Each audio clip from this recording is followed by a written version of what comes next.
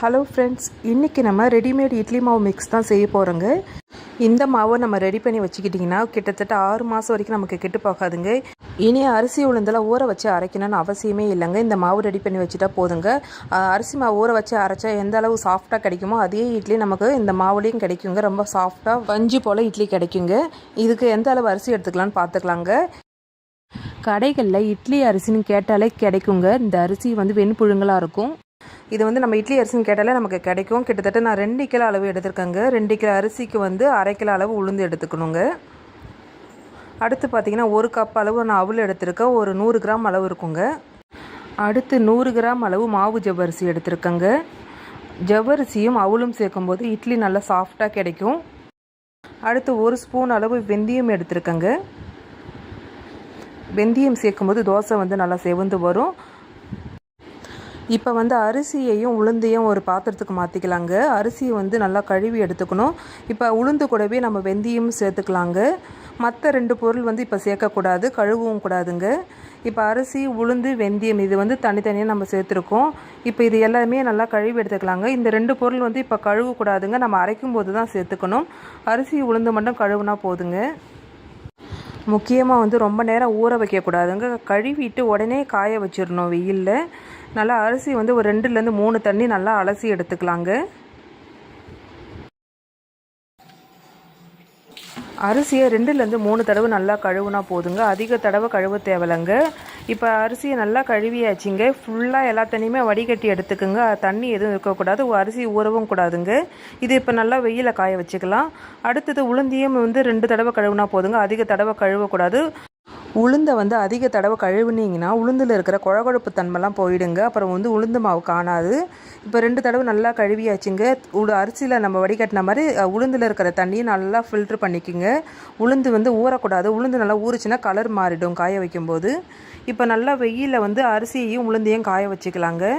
நல்லா கையால் பரப்பி காய விட்டுக்குங்க. நல்லா வெயில் நல்லா அடிச்சதுன்னா 1 நாள் காஞ்சாலே போதுங்க. ரொம்ப வெயில் அடிக்கலைன்னா ஒரு 2 நாள் நல்லா காய வச்சு எடுத்துக்கோங்க. இப்போ இதே மாதிரி உளுந்தையும் காய வச்சுக்கலாம். தண்ணி எதுவும் இருக்கக்கூடாது. தண்ணி இல்லாமல் நல்லா காய வச்சுக்குங்க. அன்றைக்கி நல்லா வெயில் அடித்ததுனால நான் 1 நாள் தான் காய வச்சேன். அன்றைக்கி சாயங்காலமே நல்லா காஞ்சிடுச்சுங்க. அரிசியும் உளுந்து நல்லா காஞ்சிருக்கணும். பாருங்கள், கையால் எடுத்து காமிக்கிறேன். இந்த அளவுக்கு நமக்கு நல்லா காஞ்சிருக்கணும். அடுத்து நம்ம ஜவ்வரிசியை உளுந்து கூட சேர்த்துக்கலாங்க.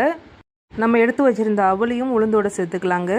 நம்ம அரிசியும் உளுந்தையும் இப்போ நம்ம கடையில் மிஷினில் கொடுத்து தான் அரைக்க போகிறோங்க. முக்கியமாக நம்ம அரைக்கிறதுக்கு முன்னாடியே கோதுமை மாவோ இல்லை கேழ்வரகு மாவோ இல்லை கம்பு மாவோ அரைச்சிருக்கக்கூடாதுங்க. அரிசி மாவு தான் அரைச்சிருக்கணும். அப்போ தான் நமக்கு மாவு நல்லா வெள்ளையாக கிடைக்கும்.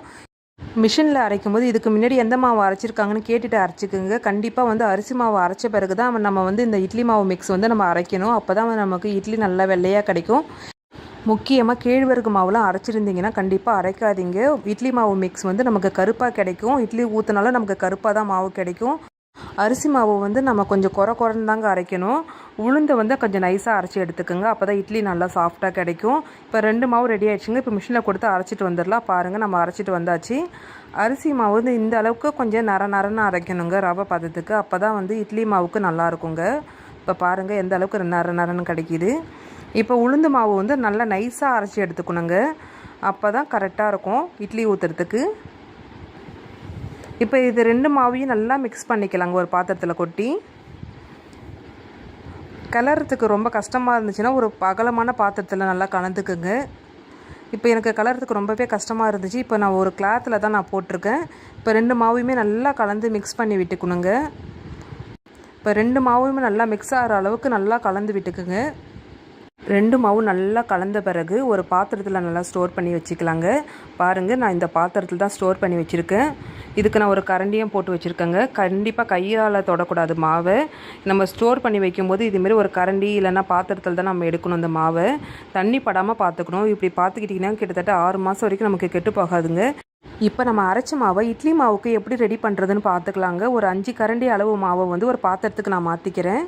கண்டிப்பாக கையால் எடுக்காதீங்க. இதுமாரி ஒரு கரண்டியால் மாவு எடுத்து ஸ்டோர் பண்ணி வைங்க. தண்ணி படாமல் பார்த்துக்கணும்.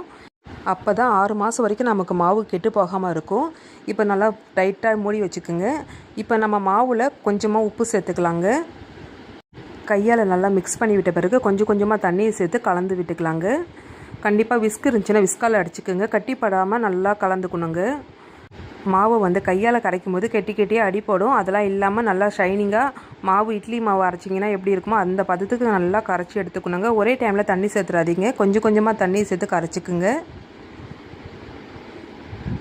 நமக்கு இட்லி மாவு வந்து ஊற வச்சு அரைச்சிங்கன்னா எந்த அளவுக்கு நம்ம கரைப்போமோ அதே மாதிரி நமக்கு மாவை வந்து நல்லா கரைச்சிக்கணுங்க. மாவில் வந்து கரைக்கும் போது இது மாதிரி கட்டி கட்டியாக அடிப்படும். இதெல்லாம் இல்லாமல் கரைச்சி எடுத்துக்கணும்.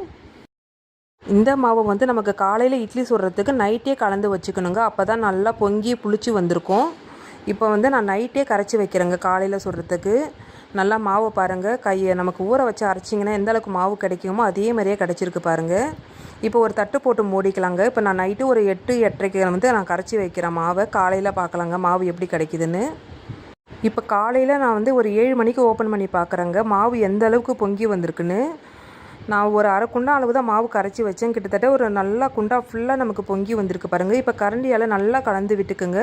மேலே வந்து உளுந்து மாவு தங்கியிருக்கும், அடியில் அரிசி மாவு தங்கியிருக்கும். அதனால் நல்லா கலந்து விட்ட பிறகு தான் நம்ம வந்து இட்லியே ஊற்றணும். நல்லா கலந்து விட்டாச்சுங்க. இப்போ இட்லி பாத்திரத்தில் கொஞ்சமாக தண்ணியை சேர்த்துக்கலாம்.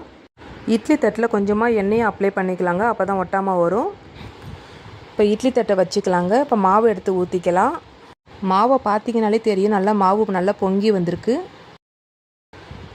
துணியில் கூட நம்ம இட்லி ஊற்றிக்கலாங்க, பிரச்சனை இல்லை, நல்லா ஒட்டாமல் வரும்.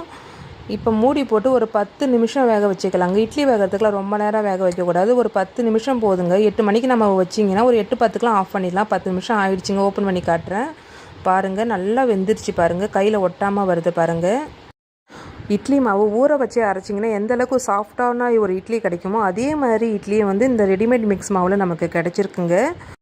இப்போ நான் இட்லி தட்டிலேருந்து எடுத்து காமிக்கிறேன் பாருங்கள். இட்லி எந்தளவுக்கு ஒட்டாமல் அழகாக சாஃப்டாக கிடச்சிருக்குன்னு. இந்த ரெடிமேட் மிக்ஸ் மாவு வந்து வெளிநாட்டில் இருக்கிறவங்களுக்கு இல்லை வெளி மாநிலத்தில் இருக்கிறவங்களுக்குலாம் கண்டிப்பாக ரெடி பண்ணி தரலாங்க. ரொம்பவே யூஸ்ஃபுல்லாக இருக்கும். இந்த இட்லி சாப்பிட்டிங்கன்னா கண்டிப்பாக ரெடிமேட் மிக்ஸ் மாவுன்னு யாருமே சொல்ல மாட்டாங்கங்க. வீட்டில் அரைச்ச மாவு எப்படி சுட்டா எப்படி இருக்குமோ அதே மெத்தடில் தான் நமக்கு கிடச்சிருக்கு. ரொம்ப சாஃப்டாக இருக்குது பாருங்கள். இப்போ ஒரு இட்லி பிச்சு காமிக்கிறேன் பாருங்கள், எந்த அளவுக்கு நமக்கு சாஃப்டாக கிடச்சிருக்குன்னு. கண்டிப்பாக இந்த வீடியோ உங்களுக்கு பிடிக்கும்னு நினைக்கிறேன். பிடிச்சிருந்தா லைக் பண்ணுங்கள், ஷேர் பண்ணுங்கள், கமெண்ட் பண்ணுங்கள். மறக்காமல் நம்ம சேனலை சப்ஸ்கிரைப் பண்ணுங்கள். பக்கத்தில் இருக்கிற பெல் ஐக்கானையும் கிளிக் பண்ணுங்கள். அப்போ தான் நான் அடுத்தடுத்து போடுற வீடியோ உங்களுக்கு வரும். நன்றி, வணக்கம்.